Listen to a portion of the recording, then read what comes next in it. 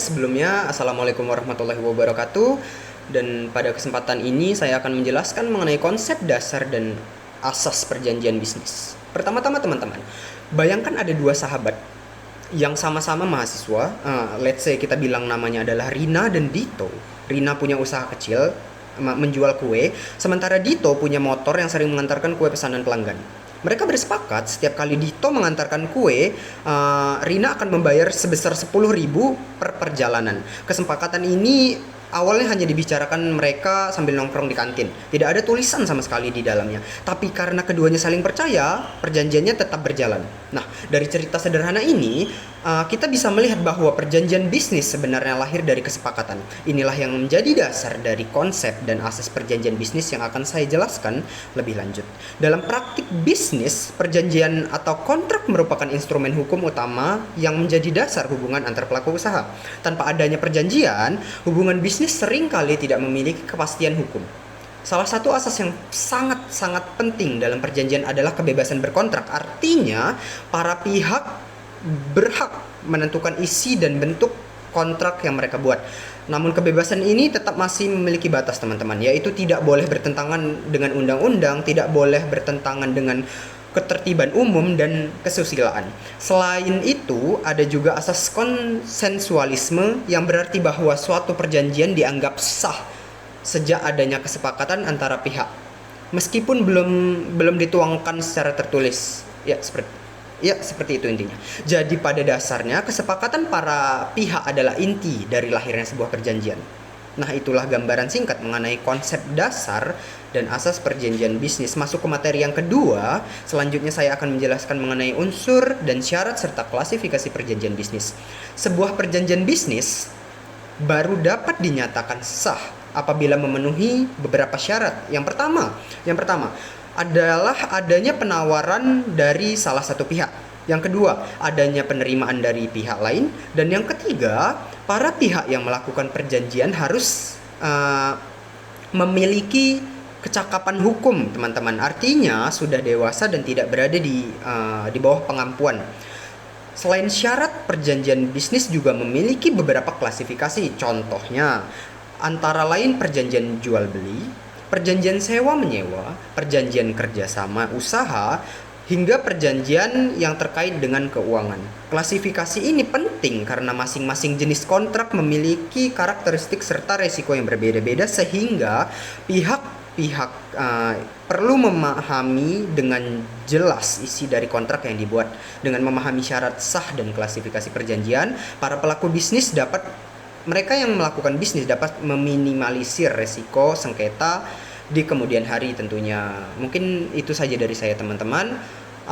Lebih kurangnya saya mohon maaf, dan untuk materi selebihnya akan disampaikan oleh rekan saya. Terima kasih. Baik, selanjutnya yaitu menjelaskan materi klausul kunci dalam kontrak bisnis, yang dimana yang pertama yaitu ada definisi, yaitu berisi penjelasan istilah penting dalam kontrak agar tidak terjadi salah tafsir. Yang kedua yaitu ada ruang lingkup dan deliverables yang menjelaskan apa saja yang menjadi tanggung jawab pihak terkait. Yang ketiga yaitu ada harga dan syarat pembayaran, yang dimana di sini kita mengatur besaran biaya, jadwal, dan serta metode pembayaran. Yang keempat yaitu ada jaminan, yang dimana memberikan kepastian kualitas, keaslian, atau keadaan hasil pekerjaan. Nah, yang kelima ada acceptance testing, yang dimana di sini tuh proses pengujian untuk memastikan hasil pekerjaan sesuai dengan kesepakatan sebelum diterima. Yang keenam ada force majeure, yang dimana di sini klausul mengenai kondisi luar biasa di luar kendali seperti bencana alam yang dapat mempengaruhi pelaksanaan kontrak. Dan selanjutnya membahas pembentukan dan pelaksanaan kontrak. Yang pertama itu ada proses sebelum tanda tangan atau due diligence dan verifikasi kewenangan. Yang kedua yaitu ada one prestasi, yang dimana keterlambatan tidak sesuai dan spesifikasi tidak melaksanakan. Yang terakhir ada jenis one prestasi, yaitu minor, material, dan anticipatory bridge. Di sini saya akan menjelaskan materi tentang force majeure, hardship, dan mekanisme adaptasi. Force majeure menangguhkan, bukan menghapus. Kewajiban selama kejadian berlangsung apabila klausa di kontrak mengaturnya dengan jelas. Definisi kejadian, prosedur notifikasi, dan batas waktu.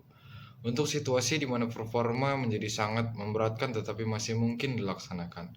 Klausul hardship atau mekanisme renegosiasi memungkinkan penyesuaian persyaratan supaya kontrak tetap berfungsi.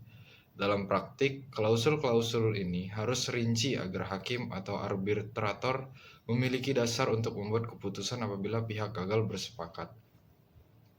Litigasi atau pengadilan sifatnya terbuka, prosedur formal, putusan dapat diajukan banding, proses bisa panjang dan publik. Selanjutnya ada arbitrase, sifatnya biasanya cepat, bersifat privat, putusan final dan mengikat, dapat dieksekusi lintas negara, tergantung ratifikasi konvensi internasional. Di Indonesia ada aturan arbitrase khusus, UU tentang arbitrase dan alternatif penyelesaian sengketa. Selanjutnya ada rekomendasi praktis untuk pelaku bisnis saat menyusun perjanjian. Untuk kontrak lintas negara harus mengatur hukum yang berlaku, tempat arbitrase, bahasa kontrak, konversi mata uang, pajak lintas batas, dan mekanisme eksekusi putusan di negara lain. Juga periksa aturan impor dan ekspor, sanksi internasional, dan perlindungan haki di negara terkait. Perjanjian bisnis tidak berdiri sendiri, ada banyak undang-undang yang membatasi atau memberi bentuk legal pada praktik bisnis. UU Perseroan Terbatas, UU Perlindungan Konsumen, UU Anti Monopoli, dan UU Haki. Memahami sumber hukum dan aturan sektoral penting agar klausul kontrak tidak bertentangan dengan kewajiban hukum yang lebih tinggi. Hukum adalah alat untuk mengendalikan praktik bisnis, tetapi etika memegang peran pendahulu dan pelengkap hukum. Implementasi perjanjian yang baik tidak hanya mengikuti teks kontrak, tetapi juga prinsip keadilan, transparansi, dan kepatuhan terhadap peraturan demi reputasi dan keberlanjutan usaha. Rekomendasi untuk pelaku bisnis itu ada 4. Yang pertama ada selalu lakukan due diligence dan verifikasi authority signatory. Yang kedua, cantumkan klausul mitigasi risiko, force majeure, limitation of liability, indemnity. Yang ketiga, tetapkan mekanisme penyelesaian sengketa yang realistis, arbitrase untuk internasional atau kepentingan kerahasiaan. Yang terakhir, pastikan kepatuhan terhadap peraturan sektoral dan persyaratan izin. Sekian penyampaian materi dari saya.